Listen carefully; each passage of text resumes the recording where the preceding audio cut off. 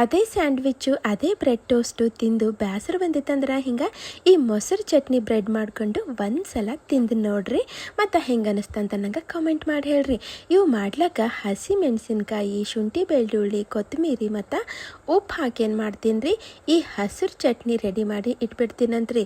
1.5 ಬಟ್ಟಲು ಮೊಸರಿನಾಗ chilli flakes, ಕರಿ ಮೆಣಸಿನ ಪುಡಿ, ಹಾಗೆ ಉಪ್ಪು ಮತ್ತು ಈ ಚಟ್ನಿ ಎಲ್ಲ ಏನು ಮಾಡಿಟ್ಟಿನಲ್ರಿ ಅದು ಹಾಕಿ ಈಗಿದ್ರಾಗ ಸಣ್ಣ ಹೋಳಿದ್ದು ಉಳ್ಳಾಗಡ್ಡಿ, ಡಬ್ಬು ಮೆಣಸಿನ್ಕಾಯಿ, ಟಮಾಟ, ಕೊತ್ತಂಬರಿ ಹಾಕ್ಬಿಡ್ತೀನಂತ್ರಿ. ಮತ್ತು ಚಂದ ಕಲಸಿ ಇಟ್ಬಿಡ್ತೀನಂತ್ರಿ.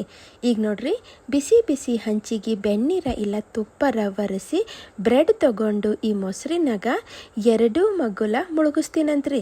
ಮತ್ತು ಈ ಹಂಚಿನಾಗ ಏಸ್ ಹಿಡಿತಾವೋ ಹಸು ಇಟ್ಬಿಡ್ತೀನಂತ್ರಿ. ಮತ್ತು ನೋಡ್ರಿ, ಇಟ್ಟ ಮೇಲೆ ಮ್ಯಾಲಿಂದು ಒಂದಿಟ್ಟು ತುಪ್ಪರ ಬೆಣ್ಣೀರ ಹಾಕಿ ಈಗ 2 ಮಗ್ಗುಲ ಪಲ್ಟಾಸ್ಕೊತಾ ಬೇಯಿಸ್ತೀನಂತ್ರಿ. ಇವೇನು ಕುರ್ಕುರ್ ಆಗಲ್ರಿ ಮತ್ತು ಮೆತ್ತಗೆ ಆಗ್ತಾವ್ರಿ. ಅದರ ರುಚಿ ಅಂತೂ ಭಾರಿ ಅಂದ್ರೆ ಭಾರಿ ಇರ್ತಾವ್ರಿ. ಆಯ್ತು ರೀ, ಭಾಳ ಅಂದ್ರೆ ಭಾಳ ಸರಳ ಅದ ರೀ ಇವು ಮಾಡೋದು.